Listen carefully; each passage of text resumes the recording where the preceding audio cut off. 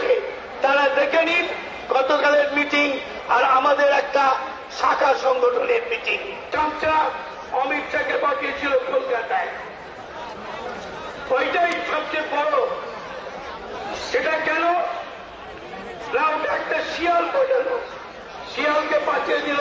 সততা নিষ্ঠা আমি শুনেছি, বইয়ে পড়েছি। আর মমতার এরকম একটা বড় রাজ্যের মুখ্যমন্ত্রী, সেই একটা চপ্পল, সেই 150 টাকার শাড়ি, সেই একটা শান্তির গাড়ি চলে ভাই।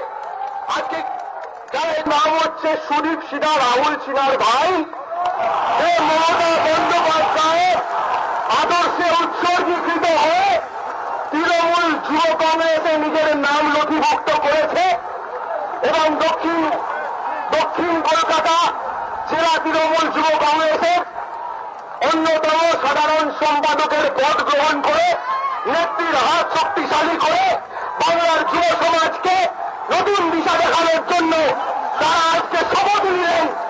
সকলে একটা জয় করতালি দিয়ে অভিনন্দন জানান।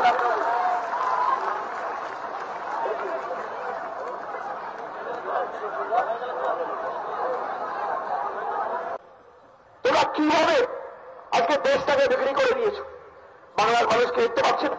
রেলে এফডিআই, ডিফেন্সে এফডিআই, সব জায়গায় এফডিআই। তো দেশটা রাখার কি দরকার আছে? পুরোটাই তো আমেরিকা চাইনার হাতে বিক্রি করে দিয়েছে। কিন্তু বাংলার মানুষ কিন্তু ছেড়ে কথা বলেনি, আর আগামী দিনেও বলবে না। আমাদের এই লড়াইয়ে ঐক্যবদ্ধ হয়ে লড়তে হবে। আমাদের এই লড়াইয়ে আমাদের কোমর বেঁধে লড়াই করতে হবে। এরা প্রমাণ করে দিয়েছে, এর যারা নেতারা আছে তাদের মাথায় চুলের সাথে সব বুদ্ধির অভাব আছে। এই আমাদের এর যোগ্য জবাব দিয়ে যারা উত্থান দিবসের ডাক কালকে দিয়েছিল তাদের প্রথম দিবস এনে পতন এমনিতেই ঘটে চলেছে, এবং যতবার অমিত শাহ আসে ততবার আরো পতন হয়। তো এই পতন দিবসের ডাক দিয়ে আগামী দিনে কলকাতা কর্পোরেশনে 144টা সিটে অরূপ বিশ্বাস বলেছিল 5-0 গোল 10-0 গোল। আমি ওদেরকে বলি 144-0 করে দেখাতে হবে, 144-0। এবং যারা পরিবর্তনের ডাক দিচ্ছে আমি আপনাদের বলতে চাই, আপনারা অনেকেই ফুটবল প্রেমী মানুষেরা আছেন যারা খেলা দেখেন, আছেন তো, কারা ফুটবল ভালোবাসেন, খেলা দেখেন। কেউ মোহনবাগান আছে, কেউ ইস্ট বেঙ্গল আছে, কেউ মোহামেডান আছে, এসব ব্যক্তিগত পছন্দের টিম আছে সকলে।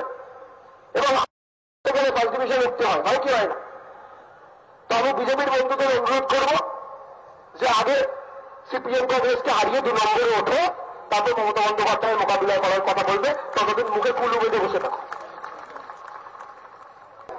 আপনারা দেখেছেন যে কিভাবে তৃণমূল কংগ্রেস সংগ্রাম করে চলেছে, এবং তৃণমূল কংগ্রেস বারবার সংসদে কালো টাকা নিয়ে সরব হয়েছে, এবং যেভাবে কয়েকটা শিল্পপতিদের জন্য কাজ করা হচ্ছে এই সরকার, আমরা দেখেছি কিভাবে হাওয়ালা করে টাকা পাঠানো হচ্ছে। হাওয়ালা 6,000 কোটি টাকা ভারতের সম্পদ অস্ট্রেলিয়ায় পাঠিয়ে দেওয়া হলো একজনকে উপকৃত করবে বলে। আমি এর বিরুদ্ধে সকলকে সরব হতে বলছি, এবং সকলে নিজেদের আওয়াজ তুলুন, আমার হাত তুলে কথা দিন যে আজ থেকে এই লড়াই আমরা অ্যাকসেপ্ট করেছি। নেত্রীর কথায় আমরা লড়ব, প্রাণ দেব, জীবন দেব।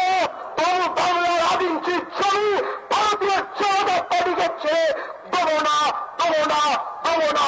হাত তুলে করা দিন। দাঙ্গা ঢুকবে, অপপ্রচারকে আটকাবেন, মিথ্যাচারের জবাব দেবেন, সরকারের কাজ সম্পর্কে মানুষকে অবগত করবেন, মমতা বন্দ্যোপাধ্যায় আদর্শের পথে চলবেন, নেত্রীর হাত শক্ত করবেন, হিন্দু মুসলমানের বিভাজন আনতে দেবেন না, উন্নয়নের শরিক হবেন, গণতন্ত্র রক্ষা করবেন, শ্রমিক কৃষকের পাশে থাকবেন, ছাত্র যুবকের পাশে থাকবেন। ব্যাস, এই থাকলে আমরা যদি এক হয়ে লড়ি, আমাদের কোনো প্রতিকূলতা পাবো আটকাতে পারবে না। তৃণমূল সংখ্যালঘু সেলের তরফ থেকে সংহতি দিবস পালন করা হবে গান্ধী মূর্তির পালন এসে মেয়ে হলে।